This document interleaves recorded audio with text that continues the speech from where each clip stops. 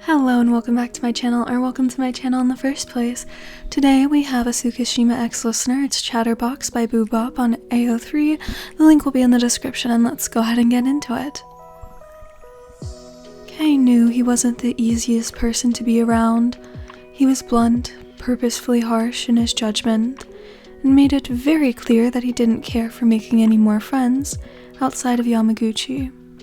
In junior high, his peers steered clear of him, brushing him off as someone who was just unapproachable, that they shouldn't bother with, and he was completely okay with that. And then you came into the picture. He didn't think he could hate people more than he already did, but you proved him wrong.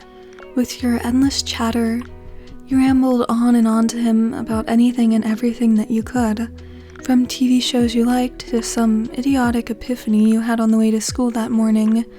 Things he couldn't care less about. In an attempt to get rid of you, he ignored your existence entirely.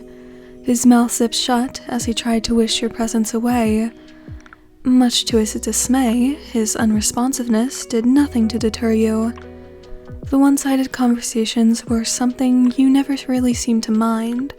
Having grown tired of asking you to go away and bother someone else, he accepted his fate as your unwilling listener. Not that he was listening much, anyways, but he couldn't ignore you forever. Through the countless conversations, if you could even call them that really, he ended up learning plenty about you. He probably knew just about everything about you. He knew your birthday, your favorite color, how awkward your first kiss was, that your neighbors always partied at the most inconvenient times, the name of your first pet, your shoe size. He knew it all, and although he would never admit it out loud, he was willing to know more about you. When he had grown, an actual interest in your rambles was something he didn't quite know, but he did know it was a problem. It was only in your second year of junior high that he actually did something about the change in his attitude, and you most certainly noticed. On the first day of school, you cornered him in the hallway, after finding out that the two of you were classmates again, and told him what you did during spring break. And to your surprise and joy, he gave the smallest hum of acknowledgement as you spoke. It was the first time he had responded to you without an insult, or a request for you to go away. He thought his heart was going to burst out of his chest when you gave him the most sincere smile, and he wondered if there was something wrong with him. His hums soon turned into one-word replies, then short sentences, and eventually it was safe to say that your conversations were no longer one-sided. He listened, he thought about it, and he'd get back to you with what he wanted to say. While his replies were brief, it was just enough for the butterflies in your stomach to awaken, dancing around to the point where you almost couldn't bear it. On good days, Kei would start the conversation himself, usually asking you to continue a story you hadn't gotten the chance to finish. And those were the days where your friends noticed a giddy smile plastered on your lips on the walk back home. Yamaguchi wasn't the only one who recognized some sort of change in his friend's aura. The intimidation and irritation that had often radiated off of him had been replaced by a much more calm, thoughtful, and even happy air. He had an idea that it had something to do with you. After all, Kei used to complain about you all the time, and he's seen you talk your heart out to the grump during the assemblies. And if he wasn't so afraid of Kei beating him into oblivion for it, he'd suggest that perhaps a little crush for you had formed. The second term rolled around, and you could say you knew a decent amount about Kei. He's mentioned a brother, that he plays volleyball, he knows a lot about dinosaurs, and that he's got a really small appetite. It may not be much, but it's enough for you. At this point, Kei seems to see you as a friend. A really annoying friend. Wanting to step it up, you ask him if he'd be willing to eat lunch with you and your friends.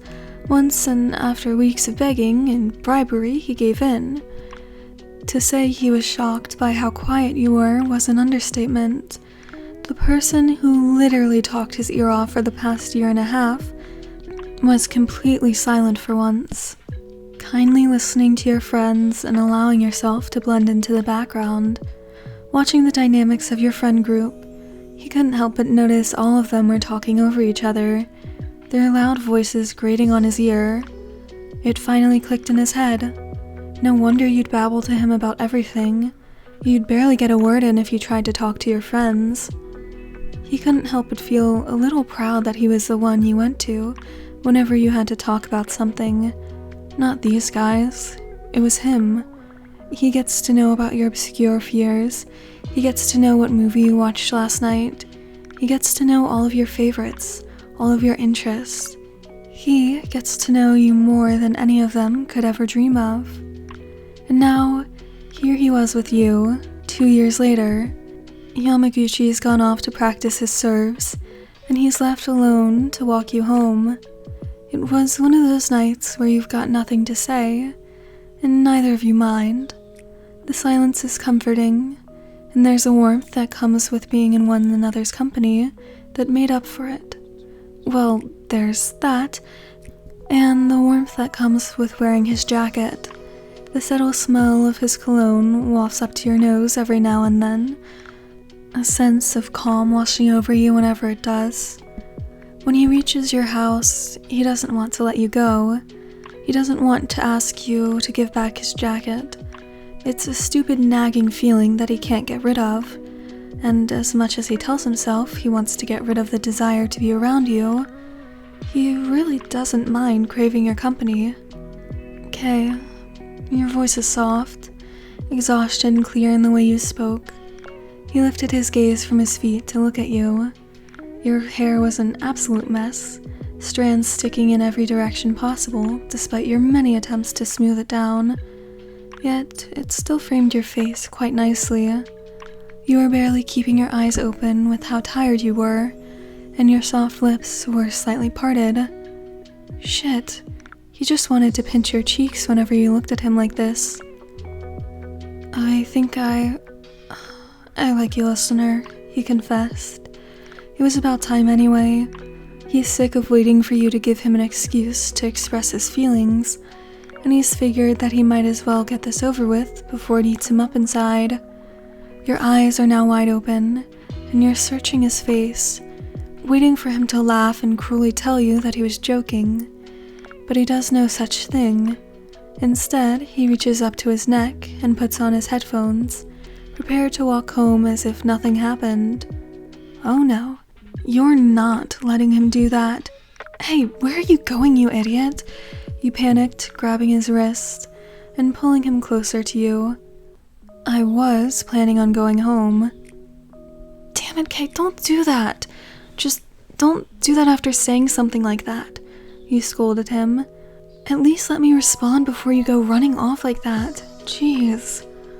Oh? And what is your response, He teased. Of course he knows you like him back. He wouldn't have confessed otherwise. You know I like you, you muttered, releasing his wrist and gently placing your hands on his face. Okay, maybe he wasn't expecting you to be so affectionate, but he didn't mind. Are you going to do anything about it? His breath fanned your cheeks, reminding you how close the two of you were. You glared at him for teasing you and leaned in to kiss the corner of his lips. That's it? I thought you had more in you than that, listener. Maybe if you're nicer, I'll give you a proper kiss. Oh, I'll show you how nice I can be. Alright, that's the end of this one. I hope you enjoyed. I hope you have a great rest of your day, night, whatever, and I hope to see you in the next one. Goodbye!